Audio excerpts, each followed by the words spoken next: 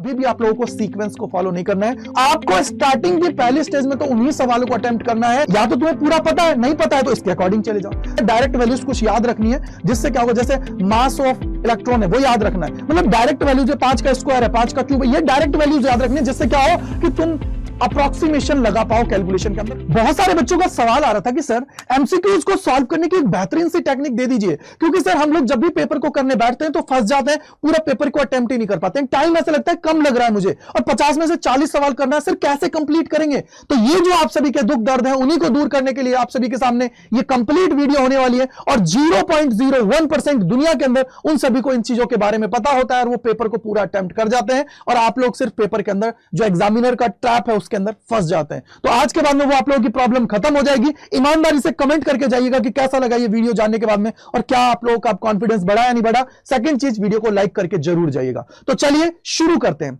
तो सबसे इंपॉर्टेंट चीज आप सभी के सामने मैं कुछ पॉइंट्स को डिस्कस करने वाला हूं। ये रिसर्च बेस्ड पॉइंट है, तो इनको आप लोगों को अच्छे से अपनाना है। सबसे पहला जो पॉइंट है वो है कि क्या आप लोगों के लिए नेवर फॉलो सीक्वेंस। कभी भी आप लोगों को सीक्वेंस को फॉलो नहीं करना है। उसके पीछे का रीजन मैं आप सभी को बताऊंगा अभी। सीक्वेंस का मतलब ये होता है कि सर पहला सवाल किया, दूसरा, तीसरा, चौथा, पांचवा, छठा, सातवां, आठवां, नौवां, 10वां, इस तरीके से सारे सवाल आप सभी के सामने आते हैं। और आप लोग क्या करते हैं बेटा, जब भी आप लोग सीक्वेंस को फॉलो करने लगते हैं तो उसकी वजह से क्या हो जाता है, बहुत ज्यादा आप लोग फंस जाते हो। क्यों फंस जाते हो? क्योंकि एक रिसर्च कहती है कि जो एग्जामिनर होता है ना आप लोगों का, वो क्या करता है, स्टार्टिंग के 10 क्वेश्चंस और एंडिंग के जो 10 क्वेश्चंस हैं उनको क्या करता है, थोड़ा डिफिकल्ट बनाता है।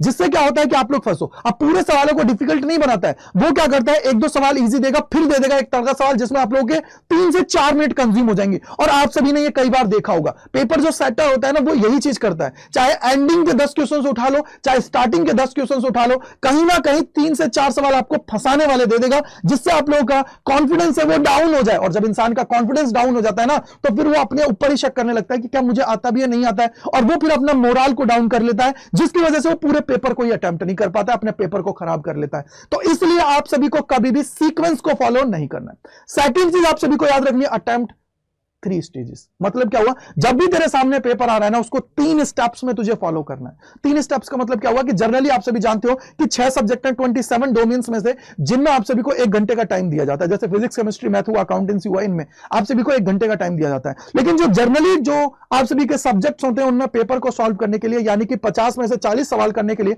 45 मिनट्स का टाइम आप सभी को दिया जाता है। तो उसके अकॉर्डिंग मैं आप सभी को बता रहा हूं, जैसे 10 मिनट्स, 25 मिनट्स, 10 मिनट्स, ये आपका क्या हुआ, मैंने 45 मिनट को 3 स्टेजेस में मैंने डिवाइड कर लिया। अकॉर्डिंग टू यू, आप अपने अकॉर्डिंग इनको कर सकते हो। अब स्टार्टिंग के 10 मिनट के अंदर उन सवालों को अटेम्प्ट करना, पेपर को क्या करना है, इतना स्पीड से चलना है। भैया सवाल आया, लग रहा है हाँ आता है, टिक मारो, आगे बढ़ो। अगर लग रहा है कि सर मैं फंस रहा हूं, आगे बढ़ जाओ, छोड़ के आगे बढ़ जाओ। आपको स्टार्टिंग की पहली स्टेज में तो उन्हीं सवालों को अटेम्प्ट करना है जो सवाल तुम्हें आते हैं। यानी कि ये इनिशियल जो 10 मिनट है ना, उसमें मैक्सिमाइज करना है अपने आप को, यानी कि मैक्सिमम सवालों को कर लेना है। अटकने वाले सवालों को छोड़ते जाओ और आगे बढ़ते जाओ। आपको ये चीज दिमाग में बिठा लेनी है। सेकंड जो है वो है 25 मिनट्स, यानी कि 10 मिनट्स में आपने 50 तक सब लोग देख लोगे, क्योंकि जो आ रहे हैं उनको टिक मार्क करो, नहीं आ रहे तो आगे बढ़ते जाओ। इस तरीके से क्या होगा कि तुम पूरे 50 सवालों को देख लोगे, क्योंकि रिसर्च ये कहती है कि 50 में से कम एग्जामिनर 20 सवालों को बहुत इजी बनाता है, और उन सवालों को हम लोग देख ही नहीं पाते, लास्ट तक तो पहुंच ही नहीं पाते। जब एग्जामिनर का ट्रैप आता है, हम 20 सवालों में पूरा टाइम को कंज्यूम कर देते हैं। तो इसलिए पहली चीज आपको याद रखनी है कि पहली में उन सवालों को आप सभी को करना है जो तुम्हें आते हैं।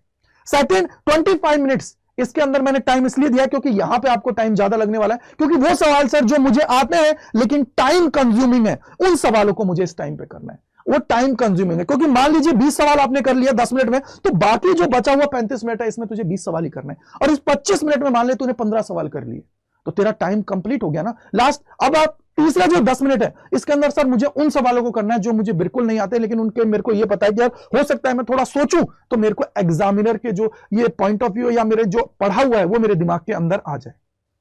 तो उन सवालों की तरफ जाना है जो आते नहीं है, वो लास्ट के 10 मिनट उसके लिए छोड़ देना है। यानी कि पेपर के अंदर जो इनिशियल 35 मिनट्स है ना, ये 35 मिनट्स है, इन्हीं में अपने आप को मैक्सिमाइज कर लेना है। लास्ट में तो 10 मिनट तो यार फिर आपको पता है बचा हुआ क्वेश्चन है वो तो अटेम्प्ट करने ही है ना यार, 40 तो पूरे करनी है। तो इस तरीके से जब तुम अप्रोच रखोगे ना, इतनी गारंटी है बहुत आसानी से चीजों को कर पाओगे। लेकिन आपको अपना टाइम मैनेज करके, क्योंकि बहुत सारे बच्चों का 2022 और 23 के अंदर यही आ रहा था, सर टाइम मैनेज नहीं हो रहा है, मैं कर ही नहीं पा रहा हूं पूरा पेपर, कैसे करूं? तो यही चीज है, इसलिए मैंने आप सभी के लिए सेशन लेके आया हूं बेटा। तो इसको आपको याद रखना है, क्योंकि जर्नली जो एग्जामिनर है, स्टार्टिंग के 10 क्वेश्चन और एंडिंग के 10 क्वेश्चन है वो डिफिकल्ट बनाता है उनमें से कम 3 से 4 सवाल डिफिकल्ट होते हैं जो टाइम कंज्यूमिंग होते हैं तुम्हें मोरल डाउन कराने के लिए, जिससे उनको क्या होगा, कंपटीशन कम करना है। और कंपटीशन कम कैसे होगा, इस तरीके से कंपटीशन कम होगा कि भैया डिफिकल्ट क्वेश्चन मार दो तो बच्चे अपने आप ही देख के ही डर जाएंगे कि यार पेपर पता नहीं, और जो तुम्हें आता है ना उन सवालों को देखने के बाद में तुम्हारे दिमाग के अंदर वो भी नहीं रहता है। तो इसलिए तुम्हें इन चीजों को थोड़ा सा देखना है। आगे की जब मैं बात करता हूं तो एलिमिनेशन ऑप्शन, यार आप लोगों को पता है एलिमिनेट करना भी आना चाहिए। एलिमिनेशन का मतलब क्या होता है, आप सभी जानते हो कि यार जनरली जो चीज आप लोगों ने पढ़ रखी है, तो आपको मैंने बोल दिया कि यार तुम्हें इंडिया से रिलेटेड बात कर रहा है, चाइना दे दिया, रशिया दे दिया, तो उनको तुम एलिमिनेट कर दो। भैया तुम्हें पता है ना कि जो रिमूव ऑफसेट वैल्यूज होती है ना, जिनका कोई लेना देना ही नहीं है, उनको तो रिमूव करो। और रिसर्च ये कहती है कि 95% अगर क्वेश्चंस आप सभी को दे रखे तो उनके अंदर 95% ऑल ऑफ द अबव और नन ऑफ द अबव अगर आपको दे रखा है ना ऑप्शन के अंदर, तो वही आएगा 95%। ऑल ऑफ द अबव दे रखा है या नन ऑफ द अबव दे रखा है ना, वो अपने आप तुम्हारे सामने आ जाएगा। तो इसलिए तुम्हें यह देखना जरूरी है।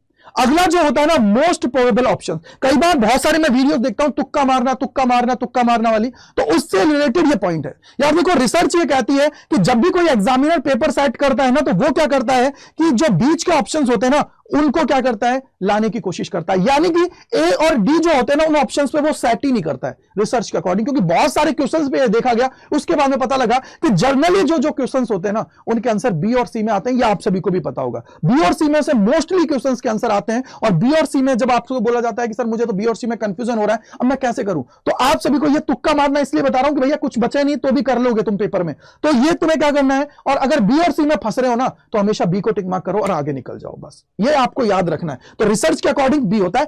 ए के आने के चांसेस बहुत लीस्ट होते हैं, बहुत कम चांसेस होते हैं जिसमें तुम्हारा ए आने के ऑप्शंस होते हैं। तो डी तुम्हारा आने के चांसेस नहीं होते हैं। या तो तुम्हें पूरा पता है, नहीं पता है तो इसके अकॉर्डिंग चले जाओ। लास्ट और जो सेकंड लास्ट है वो है रिमेंबर डायरेक्ट वैल्यूज। भैया डायरेक्ट वैल्यूज कुछ याद रखनी है, जिससे क्या होगा, जैसे मास ऑफ इलेक्ट्रॉन है वो याद रखना है। मतलब डायरेक्ट वैल्यूज है 5 का स्क्वायर है 5 का क्यूब है, ये डायरेक्ट वैल्यूज याद रखनी है, जिससे क्या हो कि तुम अप्रोक्सीमेशन लगा पाओ कैलकुलेशन के अंदर। कई बार जो बच्चे मुझसे पढ़ रहे हैं उनको पता है कि गजेंद्र सर कैसे अप्रोक्सीमेशन लगाते हैं। मैं कभी भी पूरा सॉल्व नहीं करता, क्यों, क्योंकि यार देखो आपसे कोई बोर्ड का पेपर नहीं है भाई, बोर्ड के पेपर में तो तुमसे स्टेप बाय स्टेप पूछ रहे हैं, यहां तो तेरा सवाल का आंसर आना चाहिए, और अप्रोक्सीमेशन से बहुत जल्दी आता है। एक कैलकुलेशन में पूरी करूंगा स्टेप बाय स्टेप, भैया क्यों करनी, हमें एग्जाम के अंदर अपना एग्जाम को तोड़ के रखना है और टाइम के अंदर तोड़ना है, तो इसलिए हमें उन चीजों को करना है।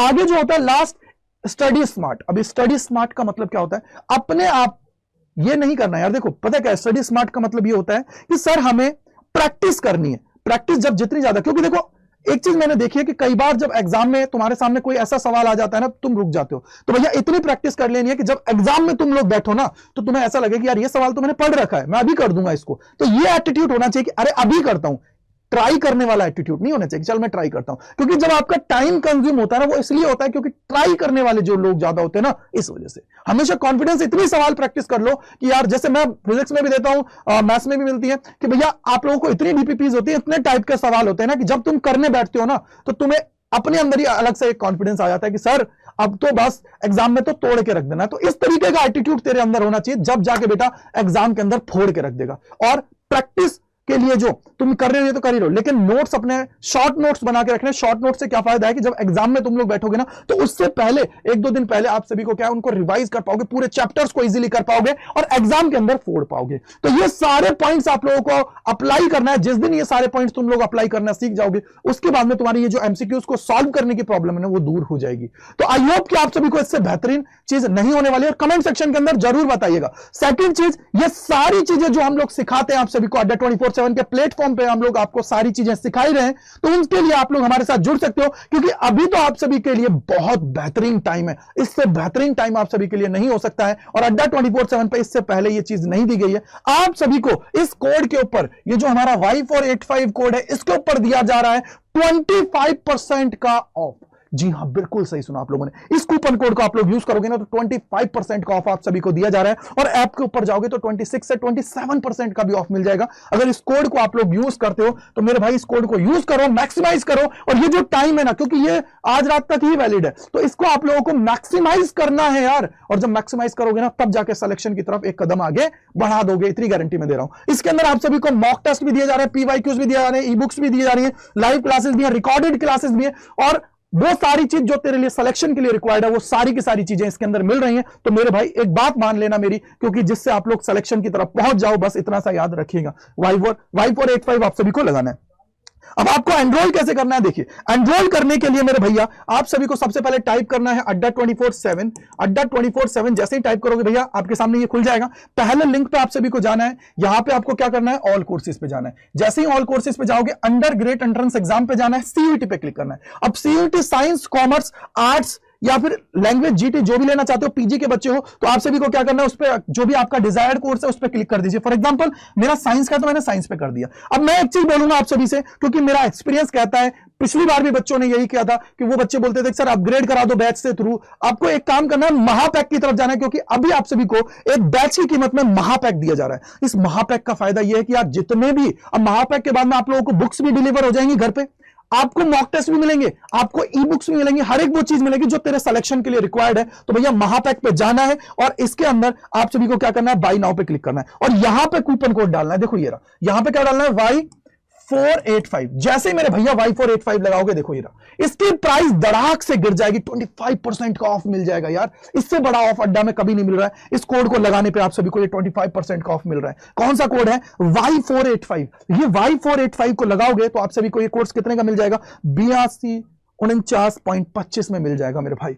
मैं इसलिए कह रहा हूं क्योंकि इस पे महापैक लेने से एक फायदा है ना, कि महापैक में देखो आपको प्रिंटेड बुक्स भी मिल जाएंगे, लाइव क्लासेस, रिकॉर्डेड क्लासेस, जितने भी बैचेस पहले हुए हैं या जितने भी बैचेस आएंगे वो सारे के सारे इस पे मिल जाएंगे। क्योंकि जितने भी हमारे क्विक रिवीजन आते हैं, क्रैश कोर्स आते हैं, सारी चीजें आपको इसके अंदर मिल जाएगी। आपको कुछ अलग से परचेज नहीं करना है। बहुत सारे बच्चे होते हैं ना, सर हमें तो क्रैश कोर्स से भी पढ़ना है, तो फिर वो बाद में दिक्कत ना आए, इसलिए आप सभी को ये करना है। बाकी आप लोग जो लेना चाहो वो ले सकते हो और अपनी तैयारी है उसको जबरदस्त तरीके से कर सकते हो। ठीक है बेटा, कोड याद रखिएगा Y485। ठीक है मेरे भाई, आई होप कि आप लोग समझ गए होंगे। ये Y485 लगाना है क्योंकि मैं नहीं चाहता किसी भी बच्चे का नुकसान हो, वो पूरा अमाउंट पे करे। जब यार आपको सुविधा दी जा रही है उसका फायदा उठाओ ना यार। Y485 लगाइए और अपने सिलेक्शन की तरफ एक कदम आगे बढ़ा दीजिए। तो thank you so much and bye bye to all, God bless you मेरे भाई। और कमेंट सेक्शन के अंदर बताइएगा कि कैसा लगा ये वीडियो देखने के बाद में, और इसको लाइक करिएगा, अपने जितने दोस्त है, फ्रेंड्स हैं, जिनको परेशानियां हो रही हैं उन सभी तक पहुंचाइएगा। Thank you and bye bye to all, God bless you सभी को and all the best and again Diwali की हार्दिक शुभकामनाएं।